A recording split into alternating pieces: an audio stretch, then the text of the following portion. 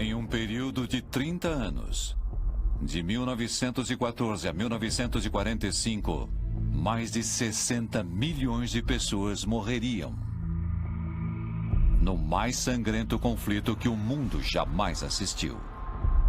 E tudo começou nas favelas de Viena.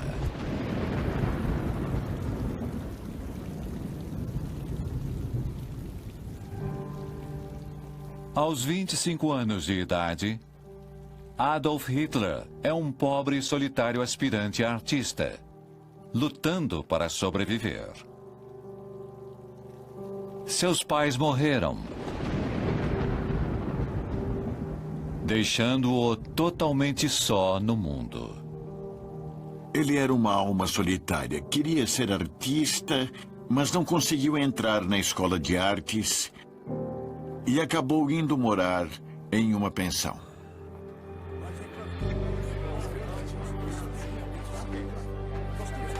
Sem meios de prover o próprio sustento, só conseguia algum dinheiro vendendo desenhos pela cidade. Por quase nada. Hitler não tinha um plano B quando foi rejeitado. Ele simplesmente não sabia o que fazer, então começou a vaguear. Ele tinha pouquíssimo dinheiro e mal conseguia subsistir. Em essência, esperava algo acontecer. E logo, um evento fortuito a 720 quilômetros de distância mudaria tudo.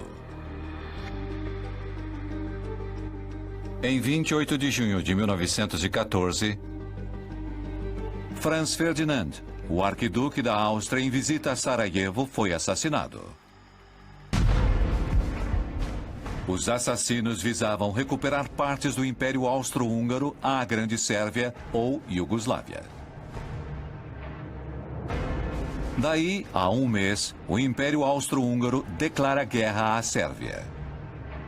Isso dispara uma reação em cadeia, forçando as grandes potências a tomarem lados. Emergindo da confusão, o Império Britânico, a República da França e a Rússia se unem e passam a ser conhecidos como os aliados. Enquanto Áustria e Hungria, a Alemanha e o Império Otomano formam as potências do centro.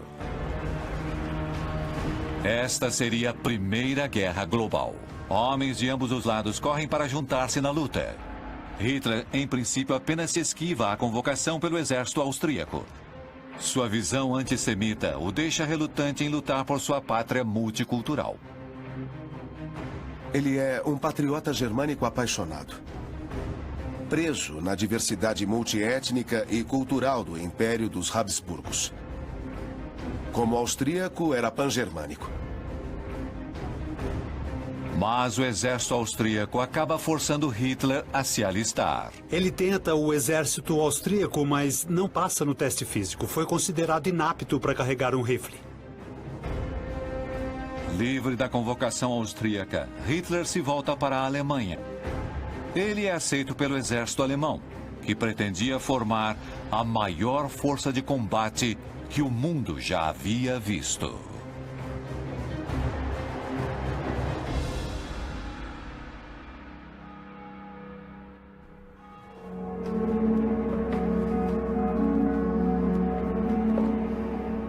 A Alemanha finalmente dá a Hitler o que ele sempre quis: um lugar a que pertencer.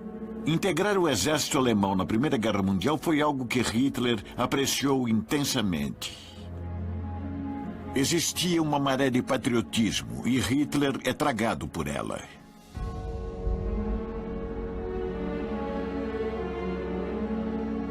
Ombro, arma! Apresentar arma!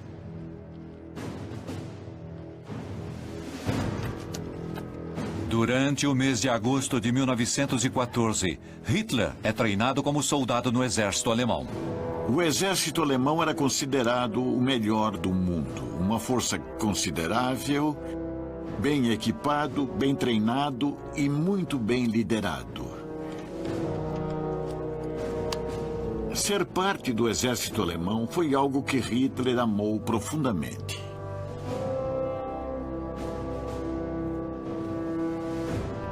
A estrutura de treinamento transformou Hitler em um devotado soldado alemão.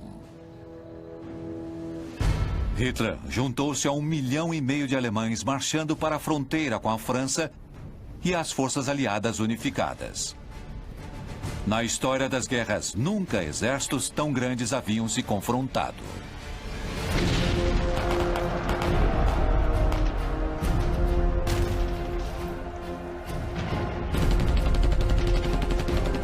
Ao se olhar para a Primeira Guerra Mundial, trata-se de metralhadoras e todo tipo de novas máquinas de matar. É o início do século XX, a era da tecnologia. Não se tratava mais de homens a cavalo. Essa foi uma guerra motorizada. O armamento avançado transforma o conflito em um massacre. 230 homens eram mortos a cada hora. Uma morte a cada 15 segundos.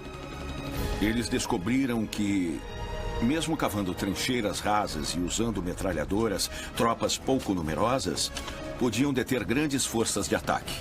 Era importante impedir que os invasores passassem. Assim, as trincheiras surgiram e acabaram por se estender por todo o caminho até o Mar do Norte.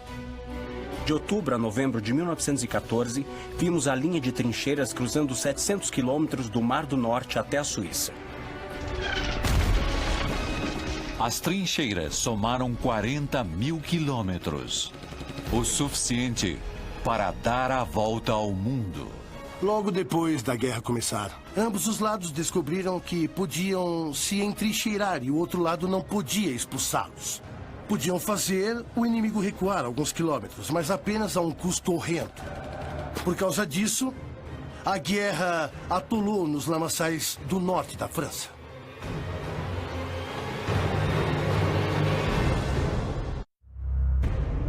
Tendo se movido rápido pela Bélgica neutra, a Alemanha agora se vê engalfinhada em terrível guerra de trincheira contra os aliados no norte da França. Durante a Primeira Guerra Mundial, o leste e o norte da França foram totalmente devastados. Não apenas pelas trincheiras, mas também por bombardeios. Dúzias de cidades e aldeias francesas deixaram de existir, foram totalmente destruídas.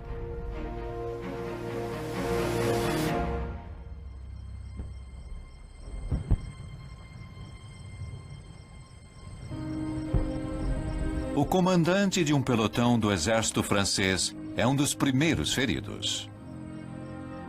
Mas ele retorna ao campo determinado a conseguir vantagem ante as potências do centro. Seu nome era Charles de Gaulle.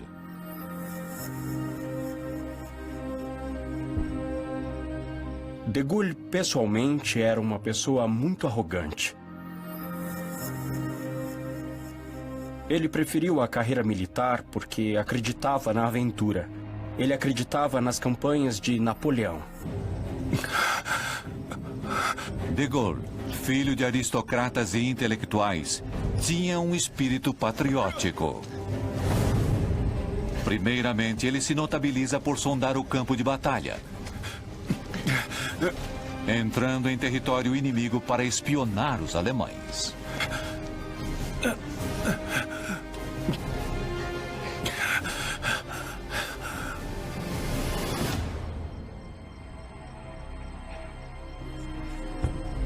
Missão após missão, de Gaulle retorna com informações vitais que lhe rendem uma citação por bravura. Ele se mostra um líder natural com um futuro promissor.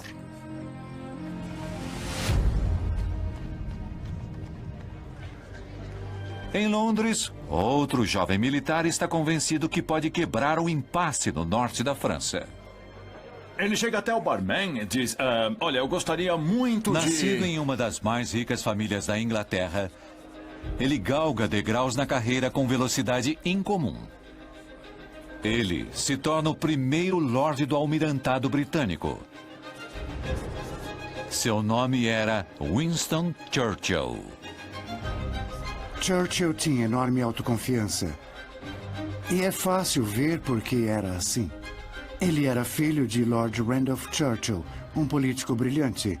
E assim Churchill, desde bem jovem, via-se quase como, por direito divino, desempenhando um papel de liderança na política. Churchill elabora um plano ousado que certamente mudaria a sorte dos aliados. Em 1914, Winston Churchill era o garoto prodígio da política britânica. Todos concordavam que ele era um gênio, inclusive ele mesmo. Ele tinha uma enorme vantagem. Era o único no governo que entendeu a guerra. E se nós enviássemos a frota ao sul pelo Mar Negro? Suprir os russos? Sim, exatamente. Não há como. É claro que há. Por Galípoli. Galípoli? Não. Essa é a nossa entrada. Com o devido respeito, estamos aqui para prover informações. E é isso que nós estamos fazendo. Muitos com quem Churchill trabalhava o achavam contraditório, independente e destemido. Era tido como alguém a se observar. Seus amigos diziam para observá-lo por ser ele tão talentoso e seus inimigos diziam para observá-lo por ser ele perigoso. A península de Galípoli era muito bem vigiada pelas potências do centro. O plano de Churchill era atravessar o apertado estreito e tomar Constantinopla, avançando até a Rússia. Assim, os aliados poderiam suprir as tropas russas e fortalecer o fronte leste. Sendo bem-sucedido, os aliados poderiam inverter a maré da guerra e esmagar as potências do centro.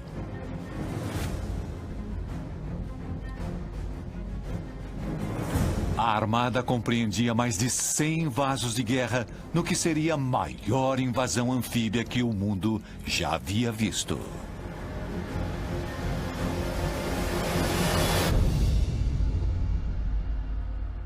Em Londres, Churchill aguardava notícias de sua frota de ataque.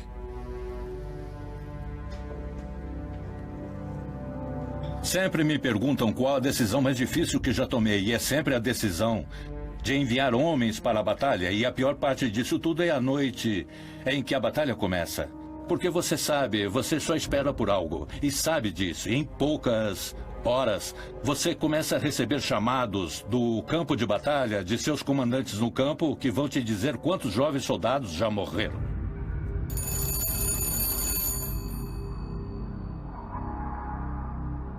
Sim. Estão próximos ao estreito. Devem começar a travessia agora. Vão conseguir. 4 barcos afundaram. Outro está em chamas. Bem, perdas eram esperadas. A frota pede permissão para retornar. Senhores, devem avançar a qualquer custo. Isso é guerra.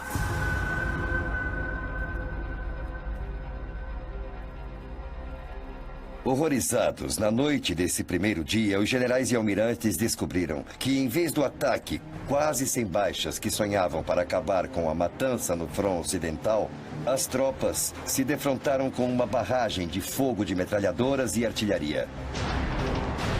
As baixas foram pavorosas. Logo, o mar se tornou vermelho de tanto sangue. As perdas dos aliados incluíam ainda Austrália, Nova Zelândia, França, Índia e Inglaterra, que foram imensas. No total, 56 mil homens morreram e mais de 130 mil foram dados como feridos ou desaparecidos. As notícias das terríveis baixas foram um tremendo choque para todos, especialmente na Austrália e Nova Zelândia. Nunca houve nada parecido em termos de baixas como o que aconteceu em 1915 em Galípoli.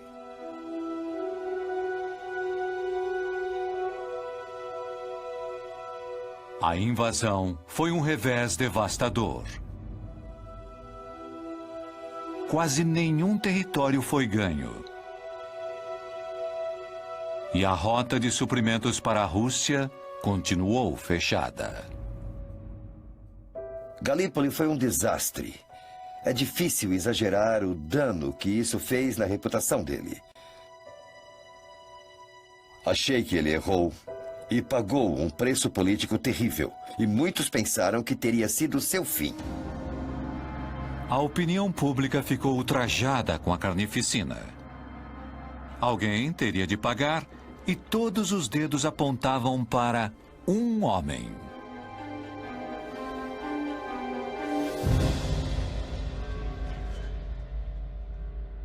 Agora acabou. O plano era sólido. Como disse? O plano era sólido. Só o que precisávamos era ter continuado em Receio que frente. seus serviços como primeiro lorde do almirantado não sejam mais necessários. Espero por sua carta de renúncia ao amanhecer.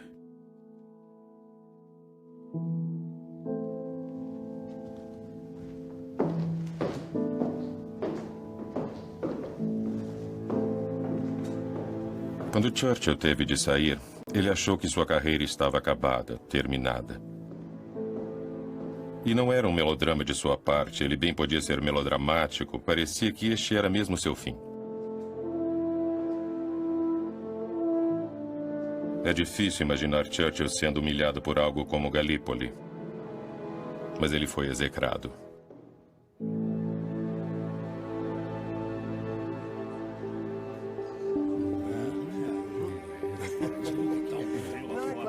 Derrotado e humilhado. A carreira de Churchill estava arruinada. Foi-lhe oferecido um emprego de escriturário que ele recusou. Ele sabia que para ser redimido, precisaria de um novo caminho.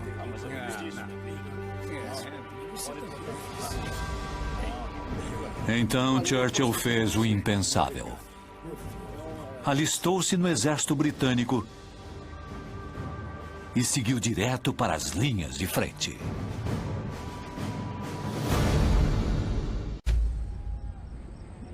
Marcoing, França. Entre os soldados alemães estacionados nas trincheiras do fronte ocidental está Adolf Hitler. Mesmo depois de meses na linha de frente, sua visão política extremista e aberto racismo o torna um proscrito entre os homens. Hitler era visto pelos outros soldados como um perdido, alguém um tanto peculiar e excêntrico, alguém fechado. Mas o que faltava em popularidade a Hitler, ele transformava em ambição cega. Mexam-se! O comandante quer que isso seja entregue no 3º Batalhão. Agora! Sim, senhor. O papel de Hitler como mensageiro era considerado como talvez um dos mais perigosos na guerra de trincheiras.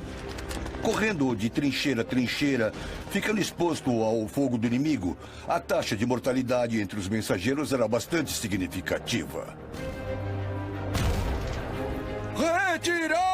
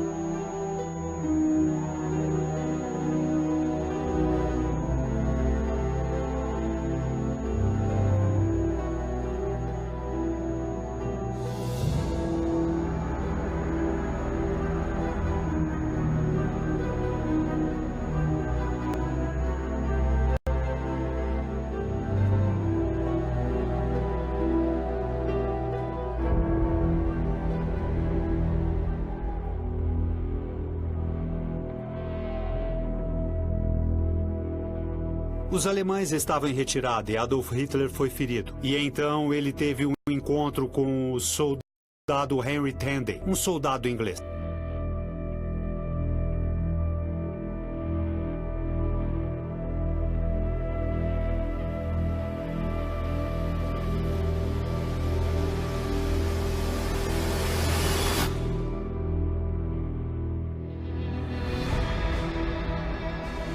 Tenden tinha Adolf Hitler em sua mira. E, mesmo tendo sido treinado para isso, ele não conseguiu puxar o gatilho.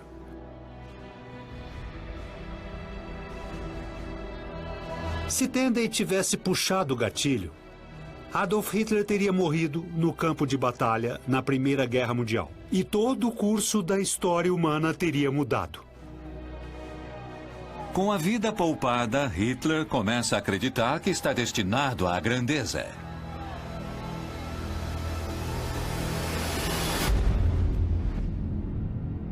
A 10 mil quilômetros dali, a América não tem nada a ver com a guerra na Europa. Eles estão em sua própria guerra contra Pancho Villa. Villa é um general da Guerra Revolucionária do México. Ele realiza ataques ao longo da fronteira sul da América. Os Estados Unidos acabam de anunciar seu apoio ao presidente mexicano inimigo de Villa. Em retaliação, Villa e seus homens apreendem um trem de minério americano.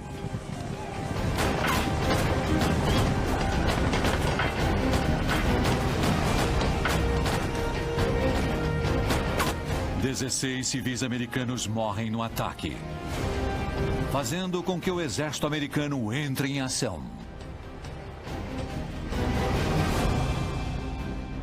Quase 5.000 soldados americanos cruzam a fronteira com o México para capturar Villa.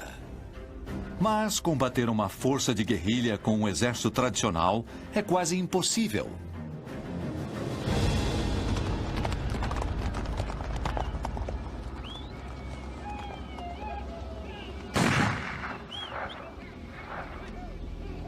Mas um capitão do exército está determinado a descobrir um modo diferente de lutar. Seu nome é George S. Patton. Chihuahua, México.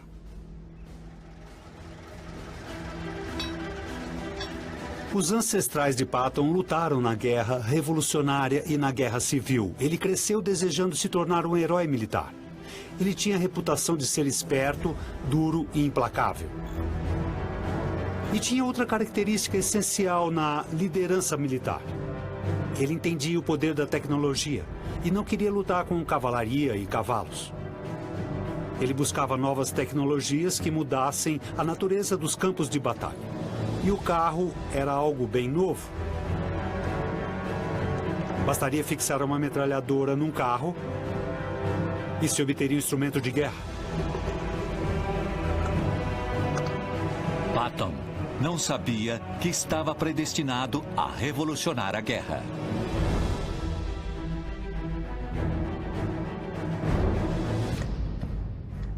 Acho que Patton sabia ir só em uma direção, que era para frente. Ele era carismático. Era um líder confiante. Acho que ele era um tanto egocêntrico. E isso é bom, contanto que se traduz em boa liderança. Mas também pode ser prejudicial. Quase de imediato, Patton consegue pôr seu plano em ação.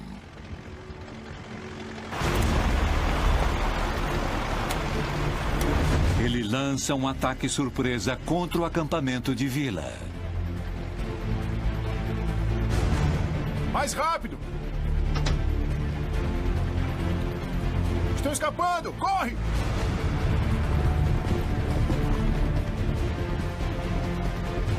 Se abaixa!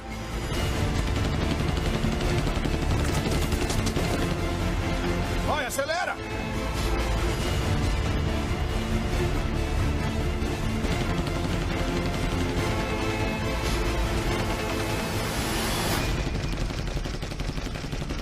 Os bandidos não são páreos para Patton e suas forças móveis.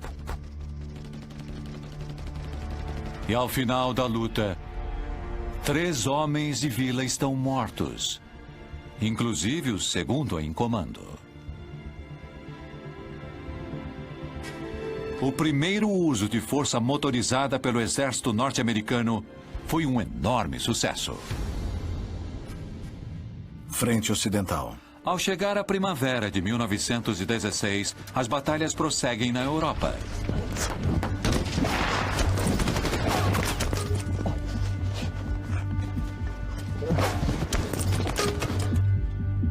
A Primeira Guerra Mundial foi uma das piores e mais sangrentas carnificinas dos tempos modernos.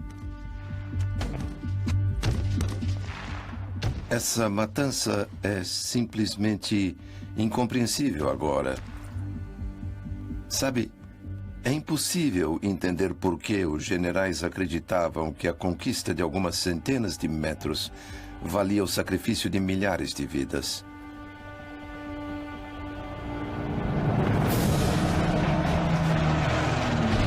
Com os aliados prensados contra a parede, a Alemanha tenta convencer a Itália a mudar de lado e juntar-se às potências do centro. Mas a Itália recusa a oferta e envia dezenas de milhares de homens aos Alpes italianos para fortificar suas fronteiras em caso de ataque.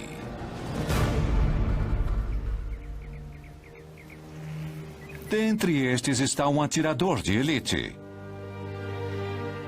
chamado Benito Mussolini.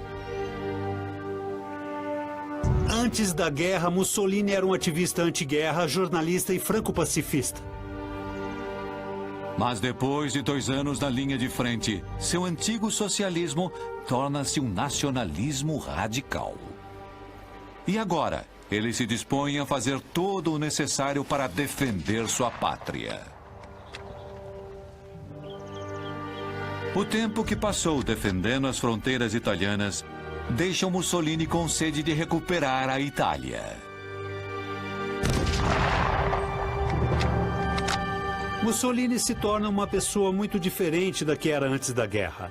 Toda sua atitude relativa à nação e seu papel mudam. Ele desenvolve um sentido hipernacionalista, seu verdadeiro orgulho é seu país. Os horrores da guerra transformam Mussolini em um matador habilidoso. Algo que levará consigo de volta a Roma.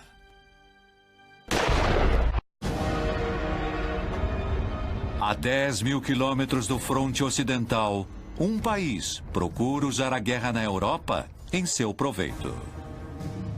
Kyoto, no Japão. Por 50 anos, o Japão buscava modernizar sua cultura ancestral e ganhar respeito no cenário mundial. O país gastava a ampla maioria de seus recursos reforçando seu poderio militar. Substituir a tradição samurai por um exército moderno acabou se mostrando ser o teste final.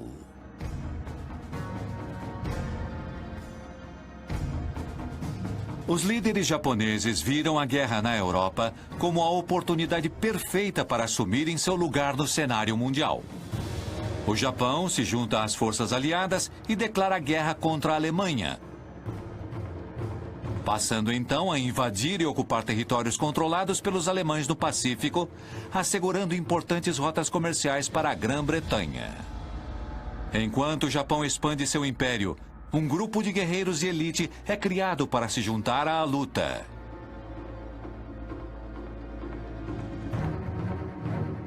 Entre eles está um jovem recruta descendente de samurais.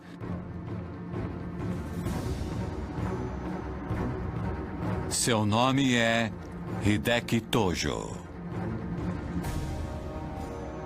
Tojo era muito sério, ambicioso, trabalhava duro e ele também esperava seguir carreira no serviço militar.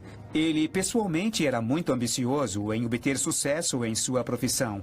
De muitos modos, acho que seu futuro era muito promissor desde o início. Por 4 meses, Tojo suportará um dos mais brutais e fisicamente exigentes regimes de treinamento no mundo. Vocês são todos fracos, indignos de servir o imperador. Você é o que chamam de navalha. A experiência fortalece Tojo para a batalha e solidifica sua lealdade inabalável ao imperador. Enquanto o Japão flexiona seu poderio militar, na Bélgica o exército britânico se entrincheira. Lutando para sobreviver. Desde o início da guerra, quase 400 mil soldados britânicos já haviam morrido apenas para serem substituídos por novos contingentes. Entre os novos recrutas, está um homem lutando para superar a maior falha de sua vida. O comandante de batalhão Winston Churchill.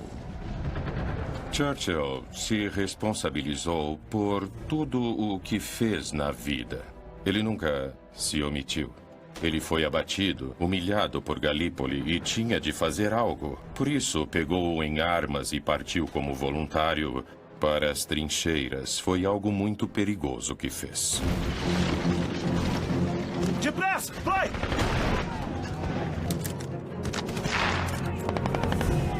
Senhor, o segundo pelotão perdeu sua principal trincheira. Chame o grupo reserva de morteiros do oeste agora.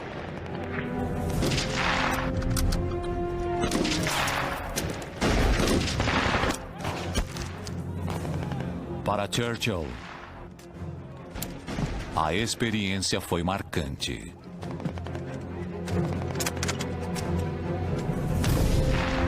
É algo tremendamente assustador para começar. A primeira vez que eu fui baleado, sabe, não é um jogo, é real. O cara não me acertou de jeito, matou outro, mas amanhã vai tentar me matar. Como se diz entre os militares, isso abre seus olhos.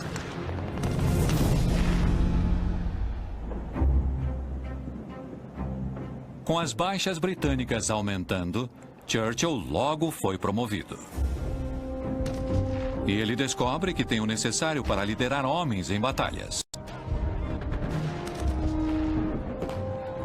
Para alguém com a ambição de Churchill, é o primeiro passo para a sua redenção. Em seu coração, Churchill sempre quis ser um grande guerreiro, um grande herói. Cuidado! Cuidado! Lá estava ele, no comando de 800 homens. Enquanto sonhava em comandar destinos em batalhas de milhões.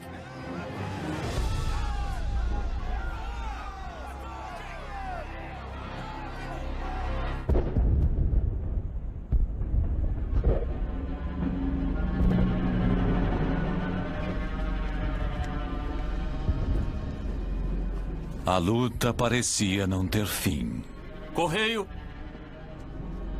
Até que a Alemanha liberou sua arma mortal. Protejam-se! Protejam-se! Gás! Gás! Vamos, saiam! Saiam! Vamos!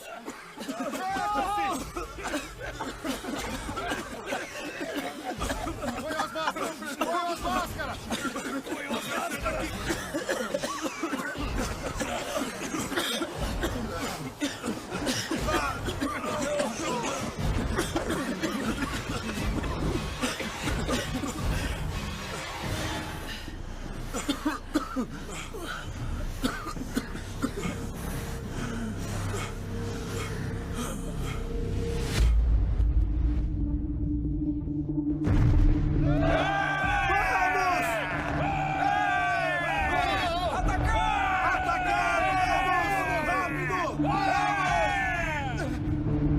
Em segredo total, a Alemanha cria um arsenal imenso de armas químicas mortais.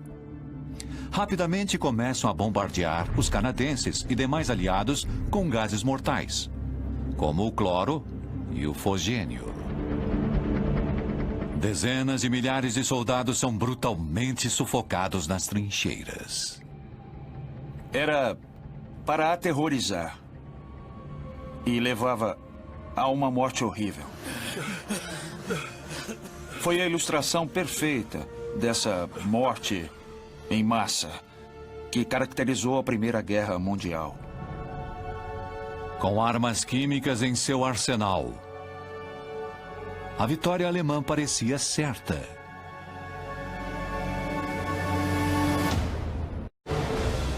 Inglaterra e França se desesperavam para mudar o curso da guerra. E assim, olharam para o único país que poderia finalmente pender a balança a seu favor: os Estados Unidos. Até então, o presidente Woodrow Wilson tinha mantido a América fora da guerra. Wilson reconhecia que o povo americano não queria se envolver nessa guerra, especialmente por ser uma guerra distante envolvendo povos e causas que nada tinham a ver conosco. Francamente, o povo americano não se via mesmo em risco eminente. Mas com as hostilidades aumentando, Senhor presidente, uma solução pacífica parecia cada vez mais distante. como está, senhor presidente? E os conselheiros e Wilson o incitam a preparar as forças militares. Nossas forças, porque em caso de possível ataque, teremos que nos defender. Dentre estes, destaca-se o secretário assistente da Marinha com 35 anos de idade, Franklin Delano Roosevelt. Senhor presidente, recomendo a imediata alocação de mais fundos para a nossa Marinha, se quisermos nos manter em prontidão militar. Wilson se encontrava cada vez mais perto da guerra. Na primavera de 1915, o cruzeiro britânico Lusitânia foi afundado, com centenas de americanos. E isso era algo a se considerar. Até então era uma guerra europeia, mas agora, nesta mesma guerra europeia, americanos estavam morrendo. O ressentimento americano contra os alemães aumenta e, em 26 de fevereiro de 1917, chega ao ponto de ebulição. Senhor presidente, acho que deveria ver isto imediatamente.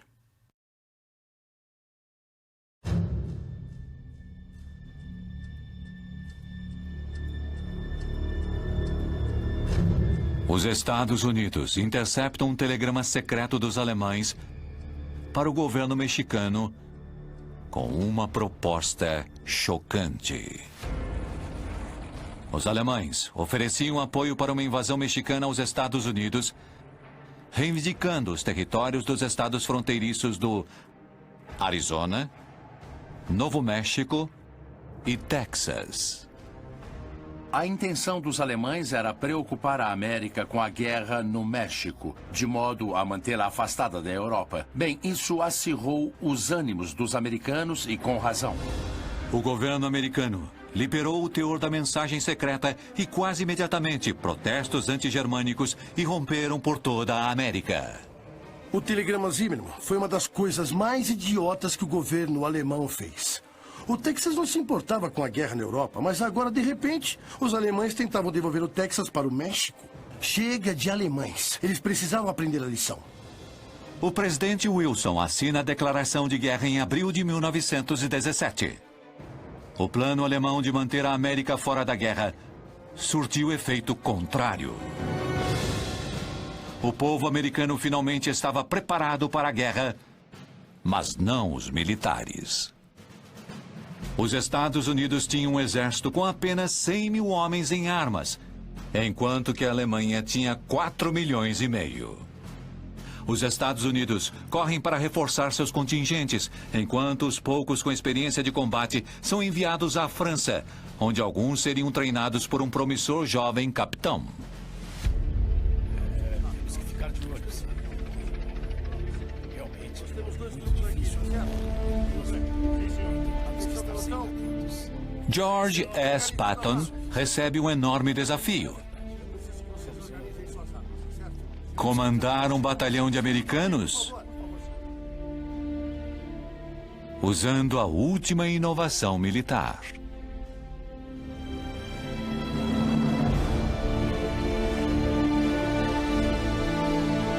O tanque.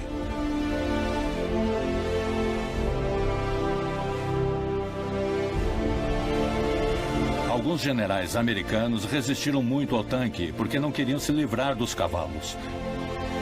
George Patton entendeu o poder da nova tecnologia, da guerra com exército móvel, e investiu muito nisso.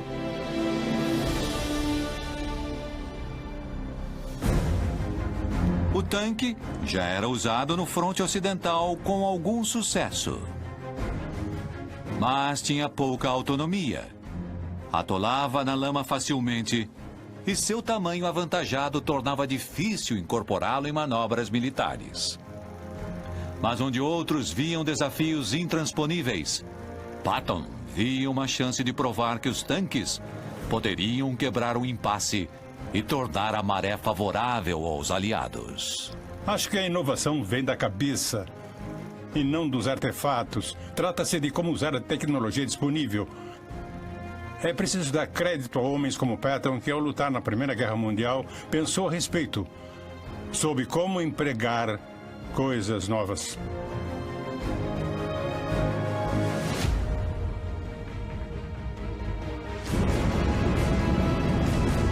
Patton sabia que a aposta era alta.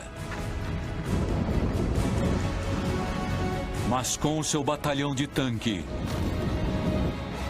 ele estava determinado a vencer a guerra ou morrer tentando.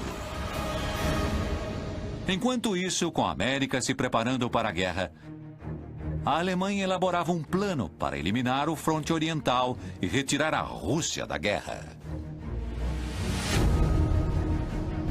3 dias depois de a América entrar na guerra, os alemães carregaram sua arma secreta em um trem pesadamente guarnecido com destino à Rússia. Era uma arma que prometia destruir seus inimigos de dentro para fora.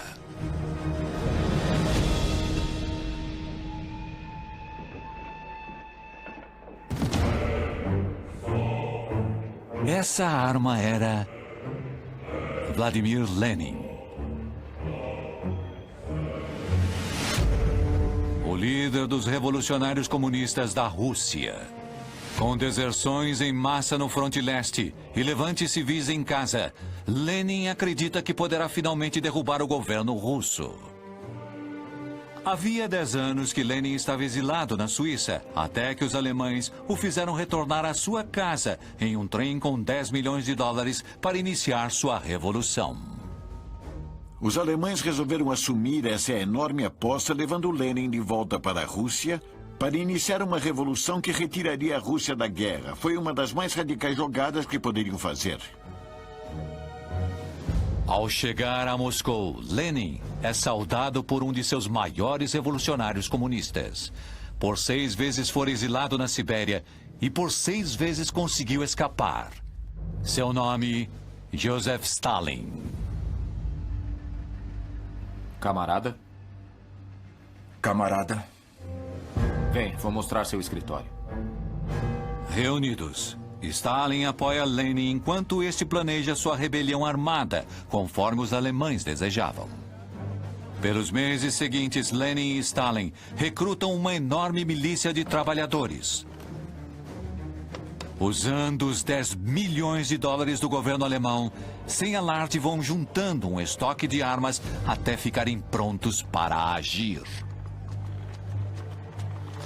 Estou preparado para tomar as estações de trem e as comunicações telefônicas.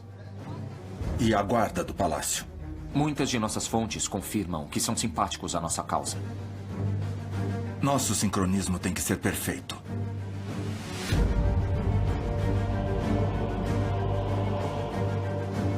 Em 7 de novembro de 1917, o comunismo toma o Palácio de Inverno. Derruba o governo da Rússia e pavimenta o caminho para a União Soviética.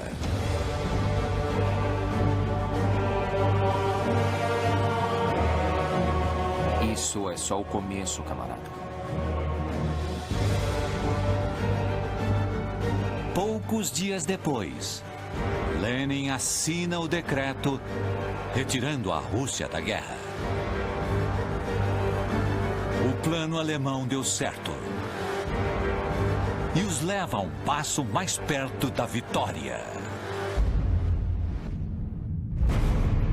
No próximo Guerras Mundiais, a América entra na luta. Mexam-se, mexam-se, mexam-se, mexam-se! Com os aliados firmes ao longo do fronte ocidental. Uma nova arma de destruição é introduzida no campo de batalha e um soldado destemido arrisca-se a tudo para retornar à luta. Braços ao E mesmo alto! quando a paz está ao alcance, novas rivalidades começam.